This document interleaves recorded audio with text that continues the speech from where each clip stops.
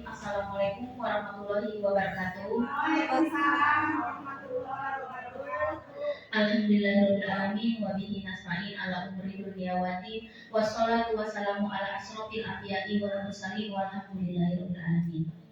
Kepada yang terhormat Ibu Kepala Sekolah SDN tingkat 1, yang saya hormati Bapak dan Ibu Dewan Guru SDN tingkat 1. Baiklah, puji syukur marilah kita panjatkan kehadirat Allah Subhanahu wa taala, karena berkat rahmat dan hidayahnya lah kita bisa berkumpul di tempat yang insya Allah dimuliakan ini. Sholawat beserta salam marilah kita curahkan kepada baginda Nabi Muhammad Sallallahu Alaihi Wasallam. Baiklah teman-teman, hari ini kita akan berdiskusi bersama Ibu Atik Prihatini mengenai diseminasi budaya positif di sekolah. Untuk itu saya akan membacakan susunan acara hari ini. Yang pertama pembukaan, yang kedua sambutan, yang ketiga acara inti dan kita nanti akan berdiskusi, yang terakhir penutup. Baiklah, sebelum membuka acara ini, marilah kita melafalkan basmalah. Bismillahirrahmanirrahim. Untuk selanjutnya sambutan dari Ibu Kepala Sekolah tingkat 1, waktu dan tempatnya silakan.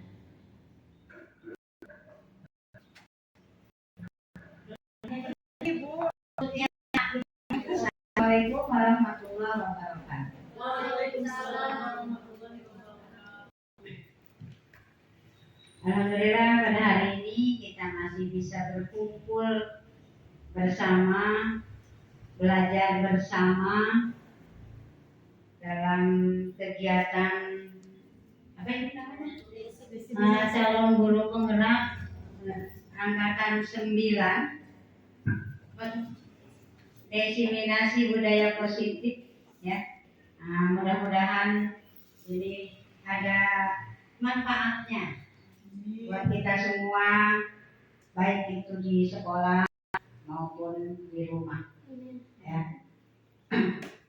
Tentang kedisiplinan, karena kedisiplinan itu tidak hanya di sekolah, di rumah pun kita harus menerapkan disiplin ya kepada anak-anak kita tentunya. Apalagi saya yang sudah punya cucu, jadi ke anak cucu, bukan hanya ke anak saja. Jadi budaya positif itu bisa kita terapkan di sekolah maupun di rumah. Kalau untuk masyarakat terlalu luas mungkin ya. Jadi untuk itunya dan lebih ininya lagi, nanti ini ada kaitannya dengan kegiatan kita sebagai guru, karena kita sekarang ditugaskan guru-guru Indonesia itu untuk mengisi PMM. Jadi ini ada kegiatannya dengan kegiatan kita sekarang di dalam pembuatan aksi nyata. Ya. Semangat untuk para ibu guru, lanjutkan misi PPM-nya dan lanjut ke aksi nyata supaya sekolah kita di posisinya sedikit naik ya. Jadi kita berupaya semua, kita belajar bersama, walaupun kita sekarang sekolah SDN tingkat 1 ini lagi sedikit ini ya, kita ya lagi sedikit apa gitu ya. Jadi kita tetap semangat ya, kita tetap semangat masih berkobar di hati kita untuk mensukseskan tujuan pendidikan nasional. Mungkin hanya itu, kurang lebihnya minta maaf. Assalamualaikum warahmatullahi wabarakatuh. Waalaikumsalam warahmatullahi wabarakatuh. Terima kasih kepada Kepala Sekolah dan memberikan sambutannya. Selanjutnya kita akan ke acara inti. Adapun nanti materi tentang diseminasi budaya positif di sekolah akan disampaikan oleh Ibu Atik Prihatini SPD. Pada waktu dan tempatnya dipersilakan.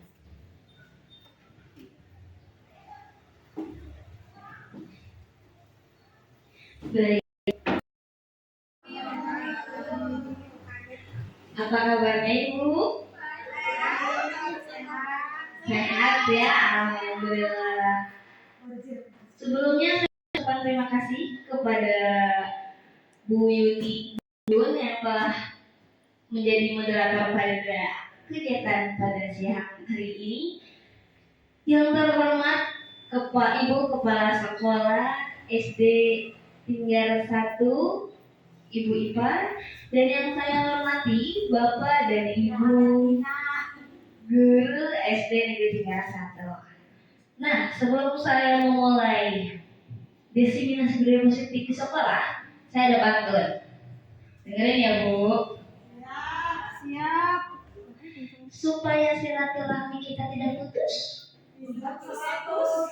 boleh dong pinjam 100. Nah, supaya kita menjadi pendidik yang apa? Yang cerdas, Profesional. marilah kita belajar terus. Oke, tepuk tangannya dong Bu.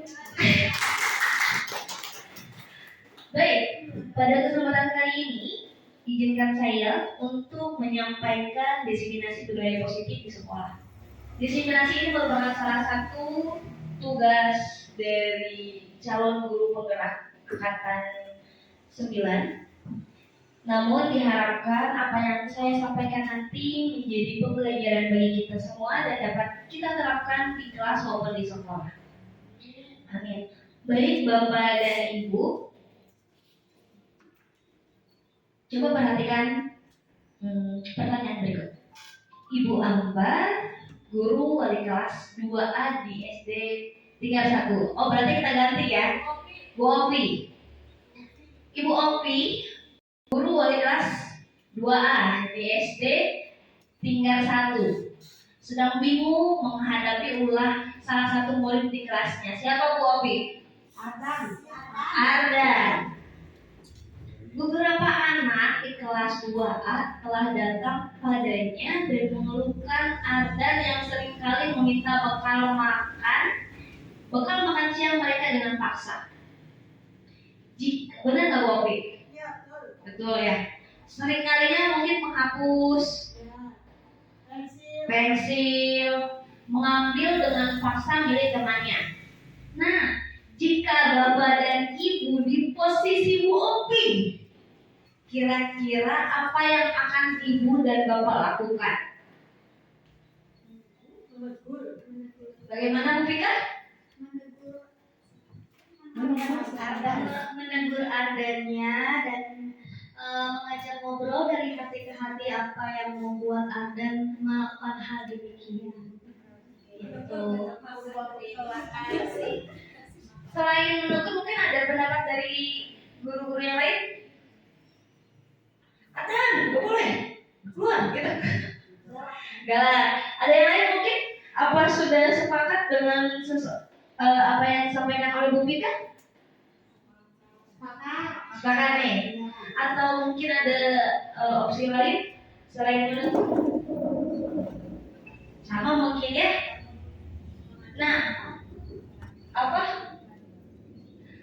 Menurut Bapak dan Ibu, kira-kira apa sih alasan dan melakukan itu? Tidak diberi bekal, berarti tidak diberi bekal atau tidak dibawakan pensil. Jahil, iseng. Kok ada lagi? Kira-kira? Mencari perhatian. Berarti nggak dikasih makan ya, nggak dibawain bekal. Ada kemungkinan seperti itu ya. Ada kemungkinan jahil, ada kemungkinan mencari perhatian. Ada lagi? Caper ya. Nah, Bapak dan Ibu perlu diketahui yang dilakukan Ardan ini bisa jadi menjadi salah satu kebutuhan dasar Ardan, kebutuhan dasar manusia, kebutuhan dasar kita semua. Apa saja? Kira-kira? Betul perhatian, berarti kita butuh kasih sayang, kasih sayang kita juga. Kira apa lagi? Nah, di sini ada 5 kebutuhan dasar manusia. Salah satunya adalah kasih sayang dan rasa diterima. Mungkin kenapa Ardan melakukan itu, merebut paksa barang milik temannya? Mungkin Ardan ingin merasakan, kalau aku nakal berarti nanti orang tua aku dipanggil. Kalau orang tua aku dipanggil, nanti orang tua aku lebih memperhatikan aku. Bisa nggak kayak gitu? Bisa ya? Iya, kan ada kemungkinan kan ya anak yang nakal itu karena mereka butuh perhatian, butuh kasih sayang. Mungkin orang tuanya sibuk, atau mungkin ingin diperhatikan oleh guru. Ada ya Bu ya? Kayak muridnya Bu Intan ada ya Bu Intan ya? Siapa namanya tuh? Kafa. Yang pelan nulis, yang pelan aja. Ya Kafa juga. Yang mau pas aku kemarin itu siapa? Yang itu Kaijan. Ya. Kita yang bawa sapu itu kemarin. Oke. Selain kasih sayang dan rasa diterima, kebutuhan dasar manusia yang kedua yaitu bertahan hidup. Mungkin enggak Ardan mengambil bekal temannya secara paksa karena apa? Lapar. Salah satu kebutuhan dasar manusia adalah makan, rumah, tempat tinggal, pakaian. Itu merupakan salah satu kebutuhan dasar manusia. Ada kemungkinan melakukan itu karena kelaparan, karena dia tidak bawa bekal, dan ingin makan. Oleh karena itu, walaupun dengan cara yang salah, tapi Ardan mengambil makan. Selanjutnya, kebebasan. Ada kemungkinan Ardan melakukan hal tersebut karena ingin kebebasan. Bebas, dia ngambil paksa, mau gue, terserah. Itu kebebasan. Kemudian kesenangan. Ada kemungkinan kenapa kesenangan melakukan sesuatu? Kalau kita melihat dari kasus Ardan ini, kesenangan di sini mungkin ketika dia mengambil makanan secara paksa, dia melihat ekspresi temannya kaget, itu merupakan salah satu hal yang lucu bagi dia. Itu adalah kebutuhan dasar kesenangan yang mungkin Ardan rasakan. Kesenangan yang lain yang kita rasakan selain dalam hidup apa? Ya mungkin kita suka belanja. Dengan kita berbelanja, kepuasan batin itu merasa senang. Kalau aja kelas anak-anak, kalau anak-anak senang, dia sukanya aktif, gerak, belajarnya aktif, dia akan merasa senang. Nah itu kebutuhan. Penguasaan ini kita memberikan yang ada. Penguasaan di sini ini aku. Karena itu buat aku. Penguasaan, pengakuan, kekuatan bahwa saya ini mampu, bahwa saya ini bisa bagi seorang individu. Itu adalah penguasaan. Sama halnya dengan kita nih, diri pribadi kita, individu dalam kehidupan sehari-hari. Ingin penguasaan, ini pengakuan. Makan, mau makannya disuapin. Karena mungkin dari anaknya berontak-ontak, udah sih mak, aku aja juga bisa. Gitu. Ya, ini adalah penguasaan. Dan kelima, kebutuhan dasar ini merupakan kebutuhan yang mungkin akan kita rasakan, yang kita butuhkan. Nah, dari kebutuhan dasar yang sudah disampaikan tadi, maka akanlah muncullah dunia yang berkualitas. Apa itu dunia yang berkualitas?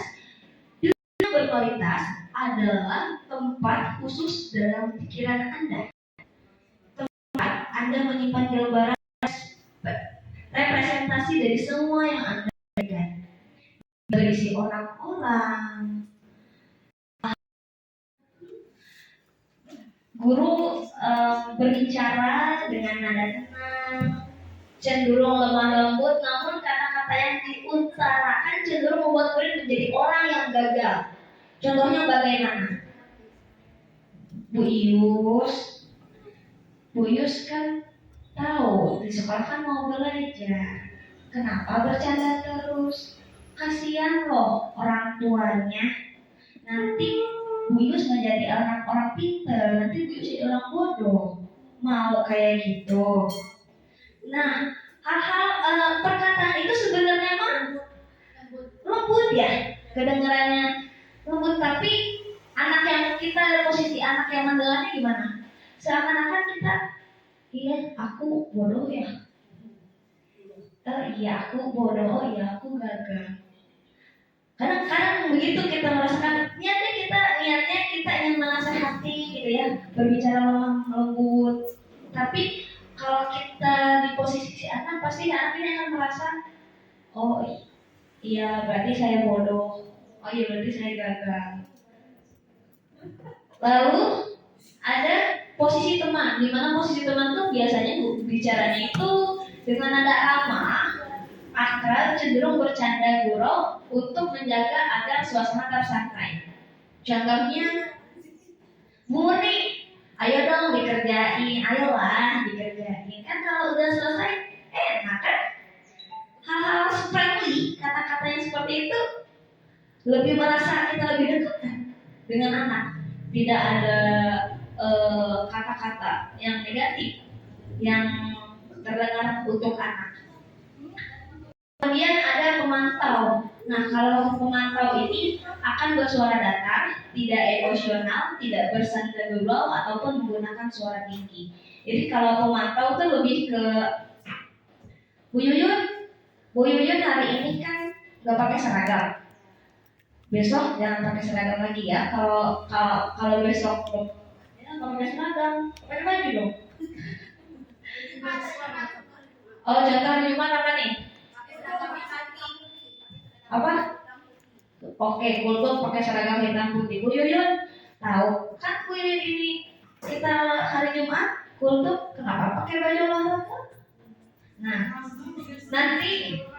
nanti ibu kalau nanti ibu lihat besok Yuyun gak pakai seragam lagi sesuai aturan, ibu Yuyun dihukum ya. Jadi itu cuma mantau, gak ngasih hukuman, berbicara datar, tidak friendly, kan, tetapi dia mantap gitu tuh, dilihatin, gak langsung ngasih tugas, gak langsung ngasih hukuman. Selanjutnya posisi kontrol yang kelima itu ada manajer. Ini posisi kontrol yang disarankan, yang diharapkan guru-guru nih dapat menerapkan posisi kontrol yang ini. Di mana posisi kontrol ini bisa untuk membimbing murid memiliki sikap disiplin yang positif, yaitu murid yang mandiri, bertanggung jawab dan memecahkan masalah. Jadi katanya guru itu diharapkan dapat menjadi posisi sebagai manajer. Bagaimana sih kontrol sebagai manajer ini? Kita perhatikan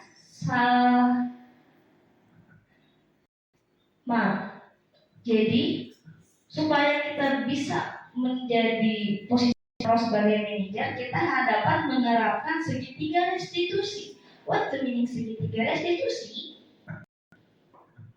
Mungkin pernah mendengar? Ada yang pernah mendengar dan atau mungkin yang sudah tahu terlebih dahulu? Pernah dengar? Nah, segitiga restitusi ini adalah proses menciptakan kondisi bagi peserta didik untuk memperbaiki kesalahan mereka, sehingga mereka bisa kembali pada kelompok mereka dengan karakter yang lebih kuat. Inilah yang disebut dengan segitiga restitusi. Lalu bagaimana sih? Masih belum kebayang nih? Masih belum paham? Agar lebih paham lagi, kita perhatikan video berikut ini.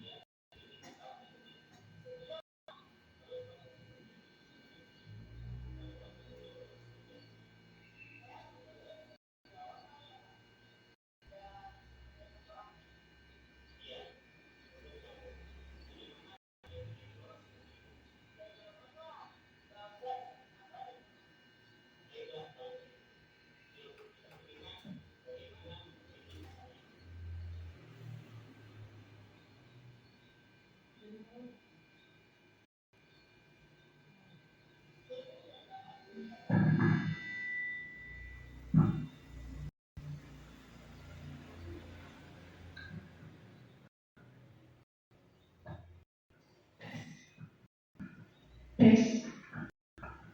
Nah, video tersebut yang sudah kita tonton tadi merupakan salah satu contoh penerapan segitiga restitusi, di mana segitiga restitusi tahapan pertamanya adalah menstabilkan identitas, yang kedua validasi tindakan yang salah, dan yang ketiga yang terakhir adalah menanyakan keyakinan.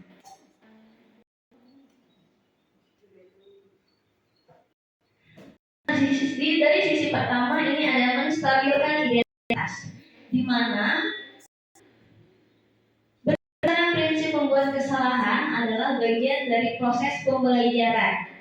Dari contoh yang tadi, misalkan kenapa kamu bentak-bentak kamu di sekolah, berdasarkan itu bagian dari proses. Jadi guru bisa menanyakan, semua orang memang pernah melakukan kesalahan, tidak apa-apa. Ibu juga pernah melakukan kesalahan, contohnya seperti itu. Berperan menggeser identitas murid dari identitas gagal ke identitas sukses. Jangan mengkritik murid yang sedang mengalami identitas gagal. Jadi, Bapak dan Ibu, anak yang nakal itu merupakan anak yang nakal atau tidak taat aturan, itu merupakan identitas gagal. Udah tahu anaknya dalam identitas gagal, sampai guru memojokkannya lagi. Mari kita bawa dia menuju ke identitas sukses. Identitas sukses maksudnya apa? Anak dapat mengikuti peraturan. Nah, pada menstabilkan identitas ini kita dapat mengajukan pertanyaan, membuat kesalahan sesuatu yang baik. Ya apa? Membuat kesalahan sesuatu itu wajar, itu pernah melakukan itu. Kemudian bisa juga manusia tidak ada yang sempurna. Tidak apa, manusia tidak ada yang sempurna. Kita bisa memperbaiki masalah ini, atau saya tidak menanyakan kesalahannya, tetapi fokus memperbaiki masalah ini. Dan bisa juga mengajukan, apakah ini kamu tengah menjadi orang yang baik untuk diri kamu sendiri? Itu dapat kita ajukan menjadi pertanyaan pada saat kita menstabilkan identitas. Sisi yang kedua yaitu adalah validasi tindakan yang salah.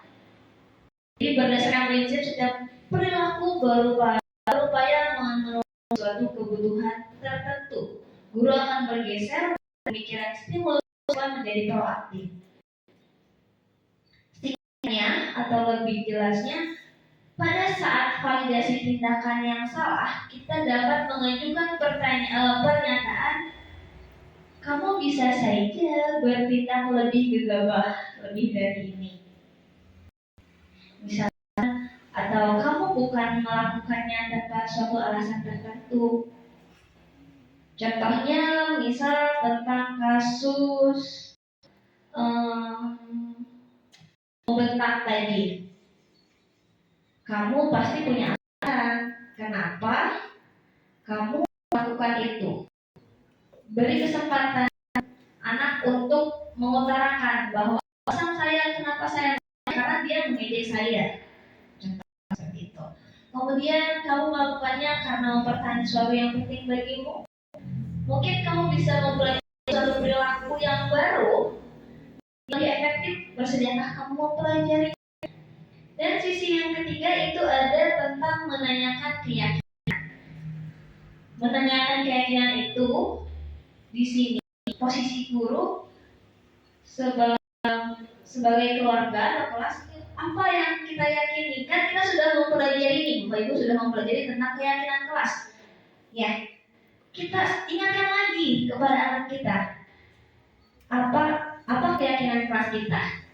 Apa keyakinan kelas yang sudah kamu langgar? Misalkan anaknya tidak pakai baju seragam, keyakinan kelas apa yang kamu langgar? Tidak memakai disiplin, tidak memakai seragam sesuai aturan. Keyakinan kelasnya kan memakai seragam sesuai aturan, tetapi dia melanggar. Jadi kita tanyakan, keyakinan yang sudah kamu langgar apa? Bisa juga kita bertanya, nilai-nilai apa yang kita sepakati. Kita harus disiplin, Bu. Kita harus patuh aturan, Bu. Nah, Tapi kalau melanggar itu, atau bisa juga kita seperti apa gambar sebuah kelas yang ideal bagi kamu. Kemudian ingin menjadi orang seperti apa? Sebenarnya maunya seperti apa sih?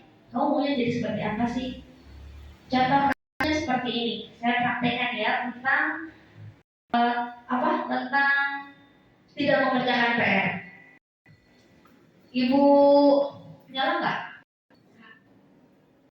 Oke. Ceritanya saya guru murid ya. Assalamualaikum Yuyun. Waalaikumsalam Bu. Yuyun tahu kenapa Yuyun dipanggil ke sini? Nggak tahu Bu. Kenapa ya Bu? Yuyun tidak mengerjakan PR. Oh iya Bu. Kenapa Yuyun tidak mengerjakan PR? Saya lupa Bu. Ingatnya pas tadi malam. Terus saya ngantuk, ketiduran. Oh iya, tidak apa. Ibu juga pernah kok melakukan hal itu, juga pernah lupa. Nah, di sini adalah proses menstabilkan identitas. Jangan udah nah itu kamu tahu, harusnya kamu dukung, jangan seperti itu. Tapi kita menstabilkan, oh yaudah, karena udah takut kan. Tapi kita stabilkan, oh tidak apa-apa, ibu juga pernah kok melakukan itu, ibu juga pernah lupa. Kemudian validasi tindakan salah. Tanya, Yuyun pasti memiliki alasan kenapa Yuyun tidak mengerjakan PR, mengantuk malamnya, jadinya saya ketiduran Bu. Oh begitu. Terus di rumahnya saya main HP. Nah, kamu melakukan hal itu pasti karena ada alasannya, kamu tidak apa-apa. Kemudian sisi ketiganya menanyakan keyakinan. Menurut Yuyun, kira-kira sudah sikap yang tidak mengerjakan PR sesuai dengan keyakinan kelas tidak Bu. Iya, kira-kira keyakinan kelas apa yang Yuyun langgar? Mengerjakan dengan tepat waktu. Ya, tapi Yuyun tidak mengerjakan itu ya. Kira-kira bagaimana cara menyelesaikan masalah ini supaya Yuyun tidak melanggar keyakinan kelas? Dikasih PR lebih. Oh, tidak tidur malam dan ada lagi mengerjakan langsung ya. Langsung dikerjakan, tidak menunggu berhari-hari. Iya benar. Yuyun bisa merubah diri? Bisa Bu. Nah kalau Yuyun menjadi orang seperti itu, bagaimana perasaan Yuyun? Bangga terhadap diri sendiri. Bangga, iya. Terima kasih sudah menyelesaikan masalah ini. Assalamualaikum. Nah seperti itu Ibu. Ya ngobrol udah masalah. Kamu tahu kenapa? Kamu ke sini? Ya makin takut dong anak.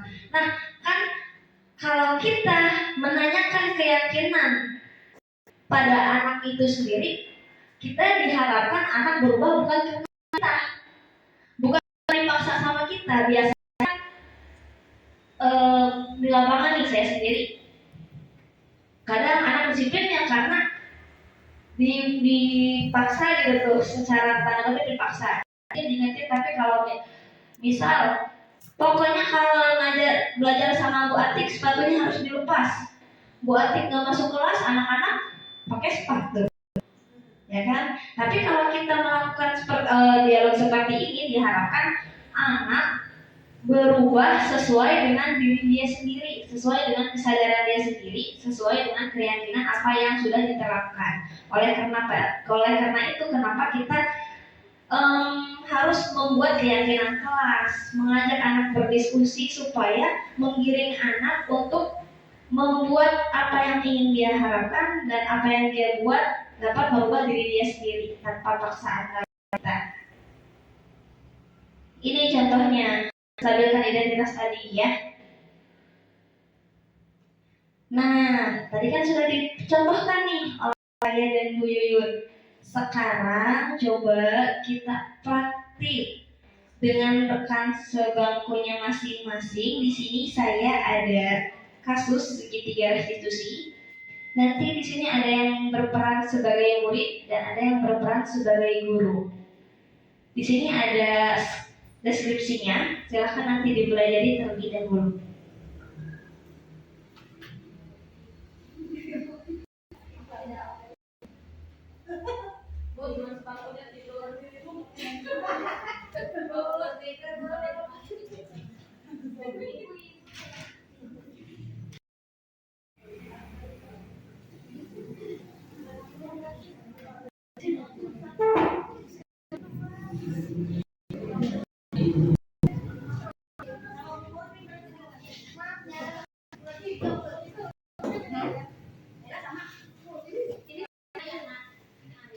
Ya, ada yang berperan sebagai guru, ada yang berperan sebagai murid.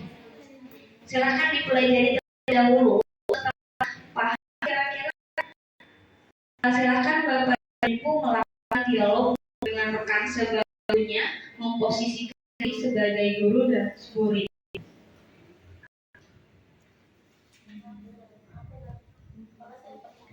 Di sini ada kolom di bawah, ada menstabilkan identitas. Ini bisa Bapak dan Ibu pilih menggunakan kalimat yang mana. Salah satunya boleh di kolom yang bawah nih. Bisa pilih salah satunya. Pada saat isi menstabilkan identitas, bisa gunakan kata yang mana, silahkan. Di sini kan ada beberapa.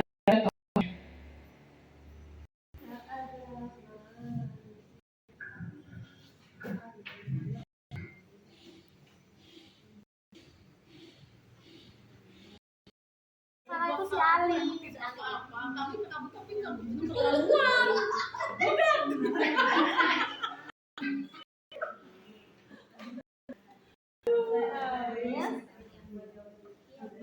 Di sini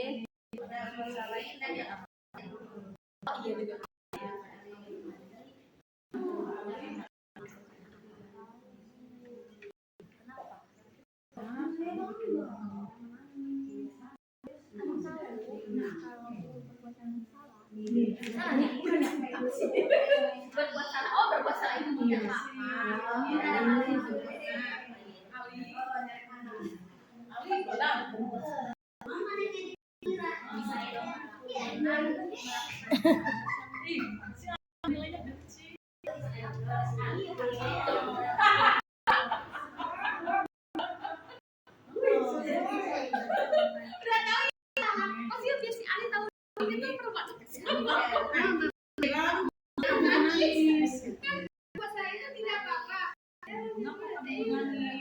oh iya ini abis ini Bopi, kamu pasti punya alasan. Kenapa kamu melakukan itu?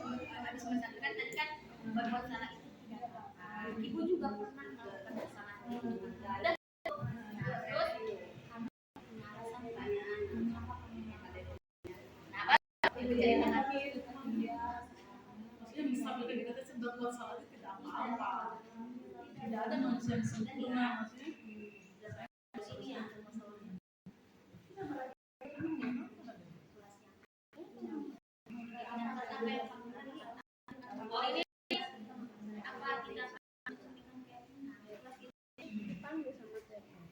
Pulang sekolah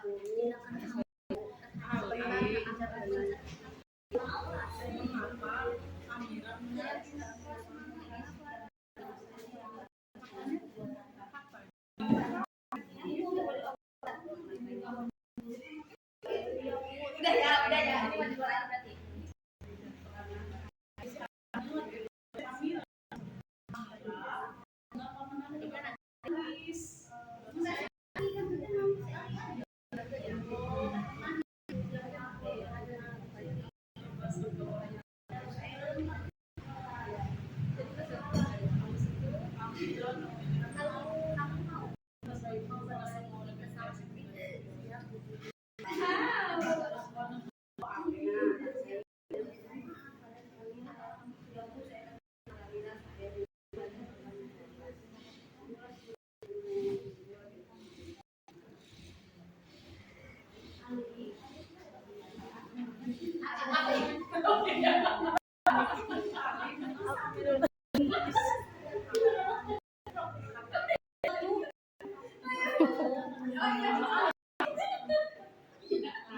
Dedek, kenapa Amira menang?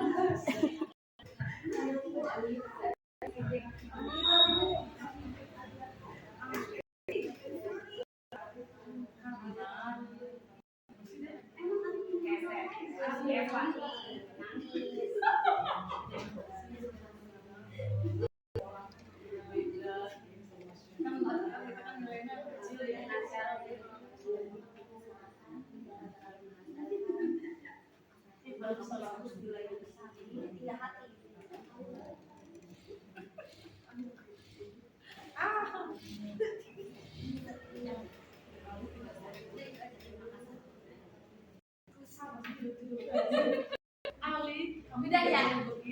Maju ke depan nggak, Bu? Kira-kira sudah paham nih? Lagi didiskusikan dulu. Ya, nanti kita maju ke depan.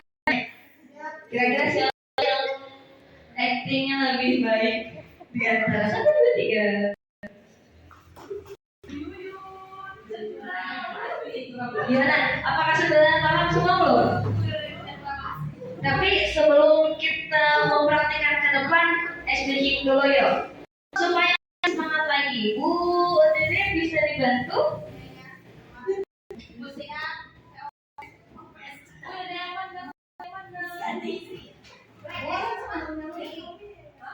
Gak apa-apa. Gak apa-apa. Kuda yang mana? Berarti ikan dalam kolam tapi yel-yelnya tinggal 1. Siap ya? Sambil gerakan dong ya biar kita semangat. Kuda yang mana? Kuda yang mana?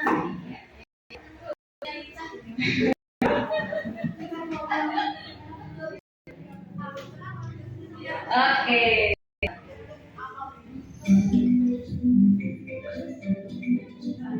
Pakai lagu nanti suaranya yang semangat.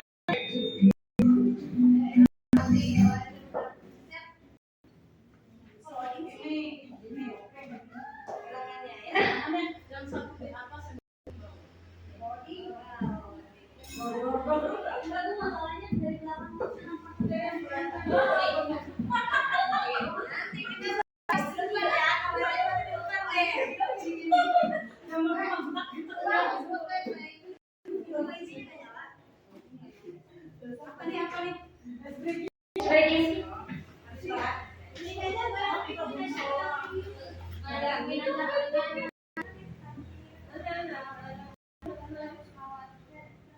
Kita tunggu ya. Sambil kita hafalkan. Yel-yel tinggal 1.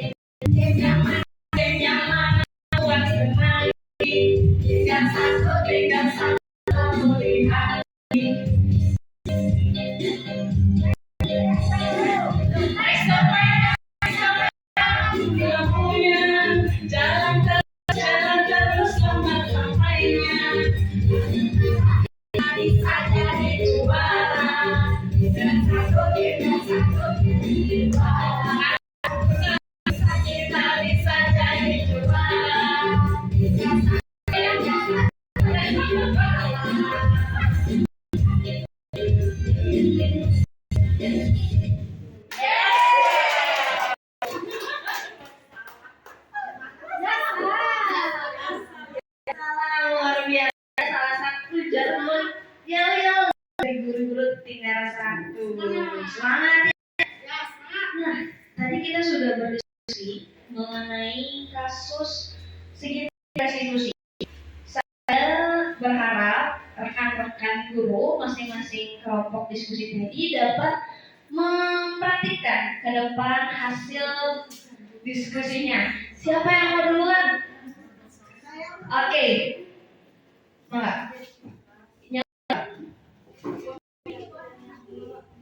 Bisa jawab.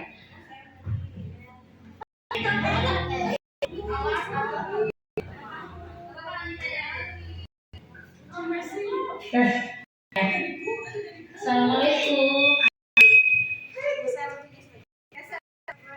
Assalamualaikum Ali. Waalaikumsalam. Ya, Pak Ali tahu Bu Yuyun iya.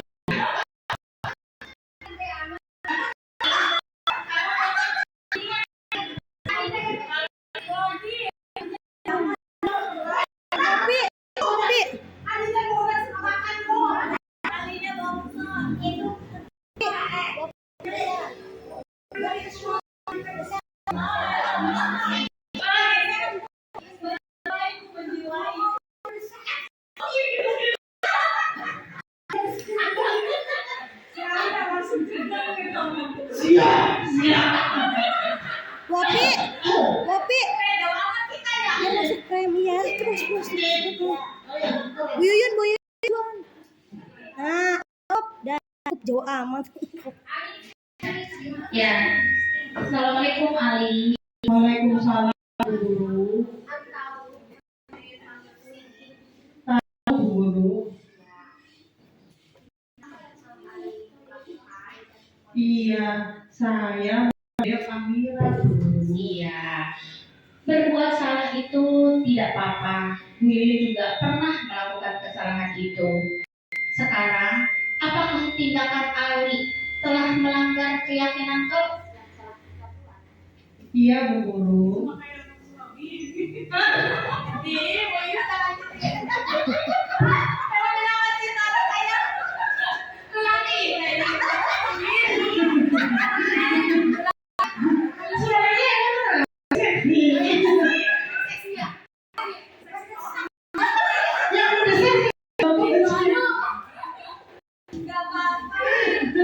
Suara kami memang seperti ini Bu, menggoda.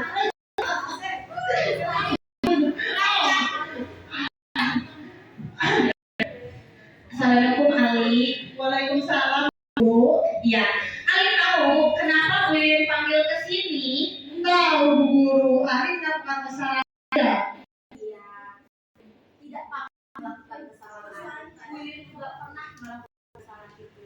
Tapi Ali juga pasti punya alasan kenapa Ali melakukan kesalahan itu. Iya, soalnya Ari ada Amira Bu Guru. Karena nilai Amira kecil, tapi nilai Ari besar. Ya, apakah tindakan Ali telah melanggar keyakinan Allah yang telah kita buat bersama-sama? Iya, sudah melanggar Bu. Tidak menghargai teman.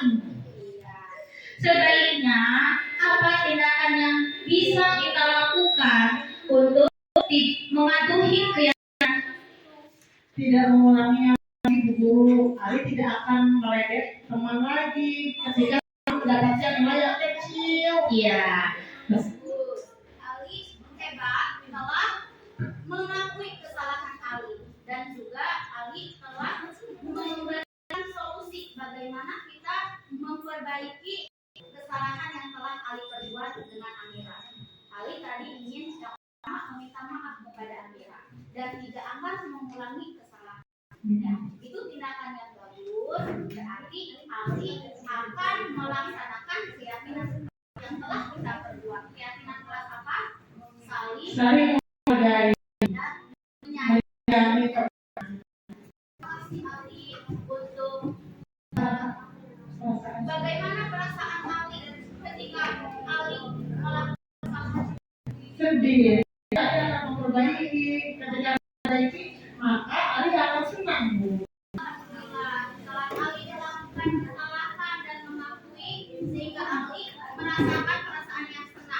Iya, Bu Guru. Tapi telah kita bilang bukan solusi. Iya. Terima kasih Ali. Sama Bu Guru. Lagi dan silakan kembali ke kelas. Waalaikumsalam.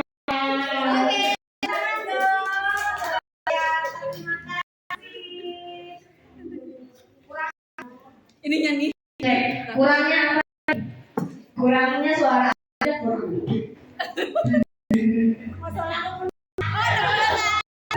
Oke, Bu Pika dan Bu Murni ya.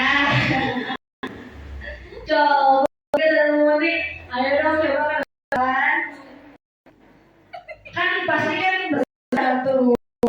Ayo.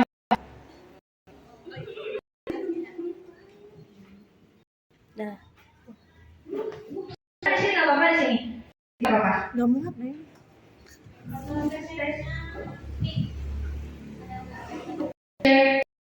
Nggak ada.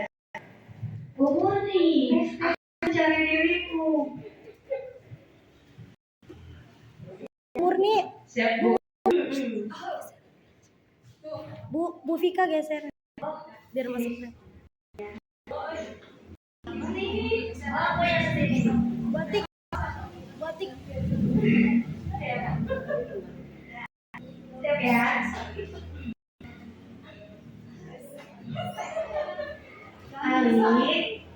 Ali tahu ibu panggil ke sini. Oh, asal dulu. Maaf ya, ibu salah. Bukan Alin. Assalamualaikum Ali. Waalaikumsalam Ibu. Ali tahu ibu panggil ke sini. Tahu? Apa? Cek. Karena Ali sudah membuat Amira menangis. Kenapa kok Marina nangis kayak gitu? Ali ledek karena nilai Amira itu lebih kecil daripada Ali. Salah nggak yang Ali perbuat? Iya, nggak apa-apa. Karena berbuat salah itu adalah tindakan biasa. Ibu juga waktu dulu kayak gitu. Tapi Ali ada kan alasannya kenapa Ali bisa meledek Amina seperti itu? Apa? Awalnya Ali itu merasa bangga dengan nilai Ali yang lebih besar daripada kami. Dari tindakan Ali itu melanggar kesepakatan kelas. Iya Bu, melanggar. Apa kesepakatan kelas yang Ali langgar? Berarti melanggar Tidak saling menyayangi. Yang hargai. Ya, tidak apa-apa. Kedepannya semoga Ali lebih menghargai dan menyayangi teman-teman Ali. Jangan suka meledek teman-teman Ali yang nilainya kecil ya. Iya, gitu aja. Terima kasih.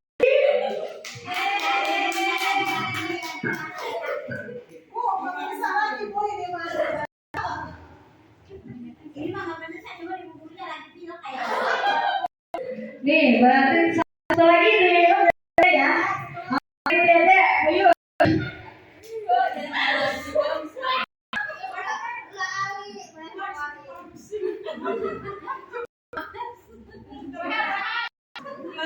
Ayo satu lagi. Bukan.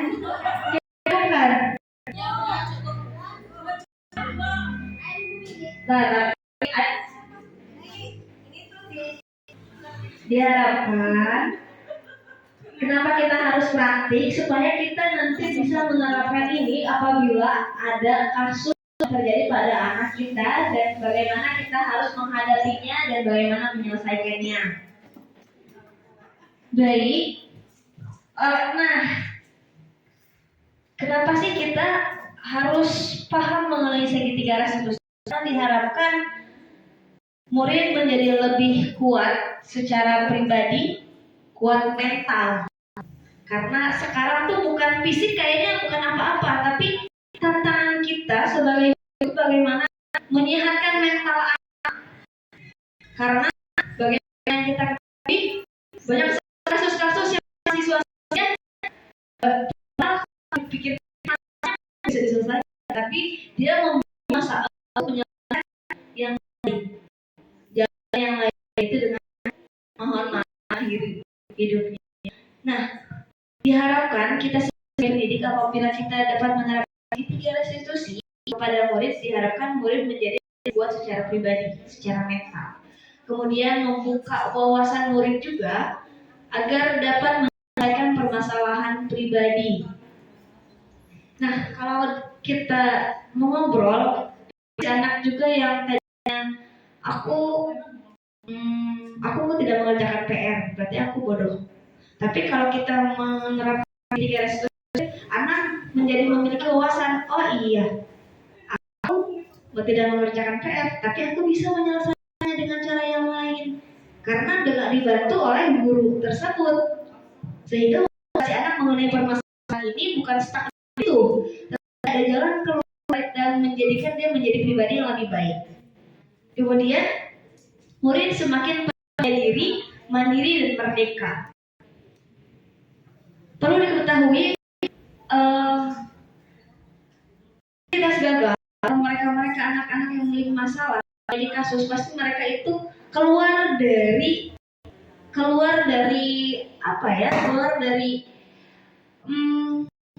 jati diri, keluar dari bangunan kelompoknya. Kelompoknya kan pinter-pinter, rajin-rajin, dia keluar, dia tidak mengerjakan PR, dia melakukan pelanggaran walaupun sebenarnya ada alasan tertentu kenapa dia melakukan tersebut. Tapi diharapkan setelah dilakukan restitusi dia dapat kembali ke kelompoknya, menjadi anak yang rajin dan baik, taat aturan sesuai dengan kelompok yang lainnya. Oleh karena itu, kenapa kita sebagai guru diharapkan dapat menerapkan keyakinan kelas pada murid melalui keyakinan di kelas.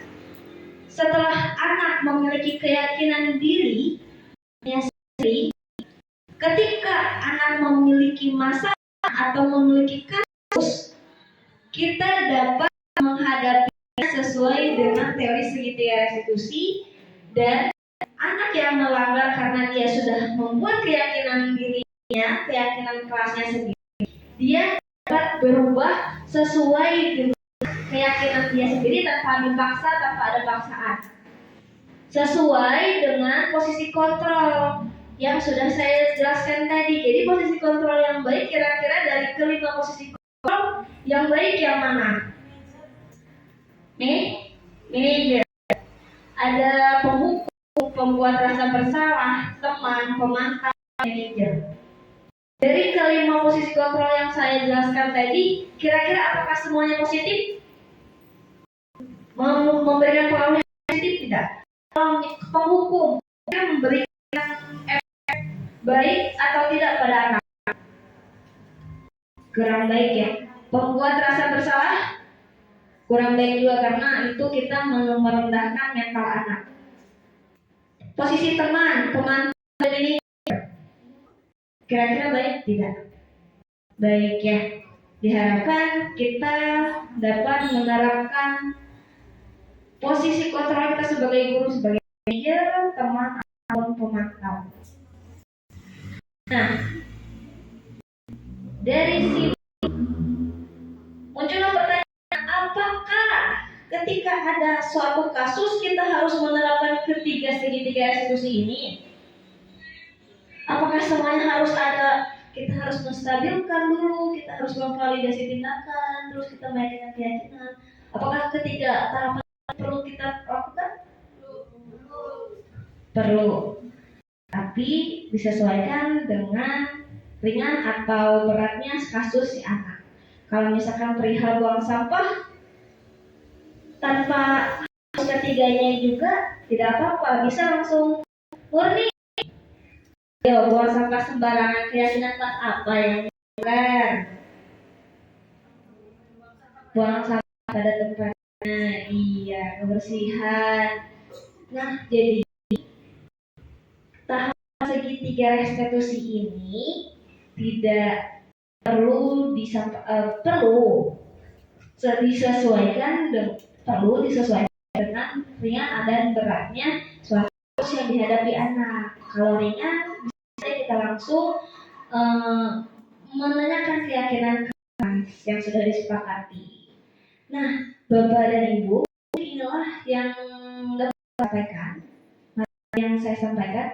Setelah ini mungkin ada pertanyaan dari Bapak dan Ibu. Kita akan melakukan sesi tanya jawab. Mungkin Ibu memiliki permasalahan di kelas, mungkin saya atau rekan yang lain dapat membantu permasalahan Ibu. Apakah ada yang ingin bertanya? Iya, kepada Bu Yun dipersilakan. Oke, Assalamualaikum warahmatullahi wabarakatuh. Ya, menanggapi kasus yang tadi Ibu Ati bahas, apakah perlu kita diskusikan juga dengan orang tua ya si anak melakukan kesalahan? Apakah semua kesalahan kita diskusikan dengan orang tua? Apakah kesalahan-kesalahan tertentu saja kita berkomunikasi dengan orang tua? Terima kasih. Assalamualaikum warahmatullahi wabarakatuh. Waalaikumsalam warahmatullahi wabarakatuh. Kembali lagi, baik, terima kasih.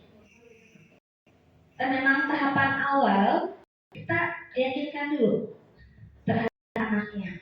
Adapun kita menyampaikan kepada orang tua itu adalah perlu menurut saya, karena sebagai laporan dan tindak lanjut dari anak tersebut. Kita menyampaikan kita sudah melakukan segitiga restitusi, menyampaikan hasil dari segitiga restitusi dengan anak.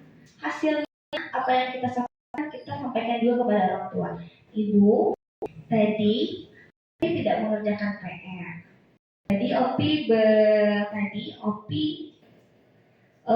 berkeyakinan ingin merubah diri. Diharapkan ibu di rumah dapat mengontrol, dapat lebih memperhatikan perubahan yang dilakukan pada Opi. Jadi di sini lebih ke melaporkan dan berkolaborasi hasil tindak lanjutnya. Bisa dibilang juga kita di sekolah posisinya sebagai manajer, kita laporkan kepada orang tua posisinya pemantau. Jadi mantau hasil yang sudah didiskusikan dengan gurunya tadi itu, yang katanya si anak mau berubah menjadi lebih disiplin, orang tuanya mantau, disampaikan kepada anaknya ada perubahan atau tidak. Jadi lebih ke setelah hasil dari segitiga restitusi ini kita sampaikan kepada orang tua supaya perubahan pada anak bisa lebih terlihat seperti itu. Atau mungkin ada jawaban yang lain dari rekan lain atau memiliki masalah yang sama.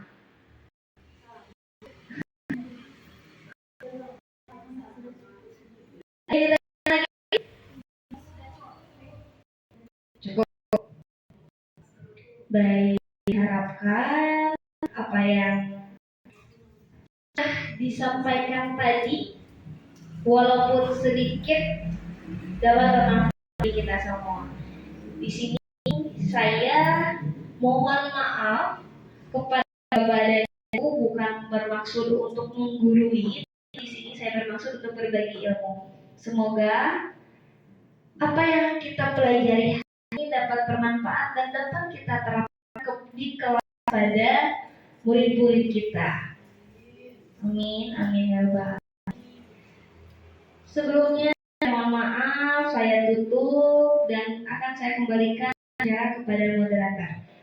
Wassalamualaikum warahmatullahi wabarakatuh. Ya, tepuk tangan untuk Ibu Atik. Terima kasih Ibu Atik telah berbagi ilmu dan kita tadi sharing kasus apa saja yang ada di kelas. Tadi kita sudah mendiskusikan bersama mencari solusinya. Berarti ada tahapan-tahapan bagaimana cara kita menstabilkan, memvalidasi, kemudian menanyakan keyakinan kelas apa yang mereka langgar. Semoga kita bisa jadi guru yang lebih bijaksana dan bisa digugu dan ditiru serta suri tauladan bagi anak murid kita semua. Amin ya rabbal alamin. Baiklah, sebelum menutup acara ini Mohon maaf apabila ada kesalahan dari saya. Marilah kita tutup acara ini dengan mengucapkan lafaz hamdalah. Alhamdulillahirabbil alamin. Wassalamualaikum warahmatullahi wabarakatuh.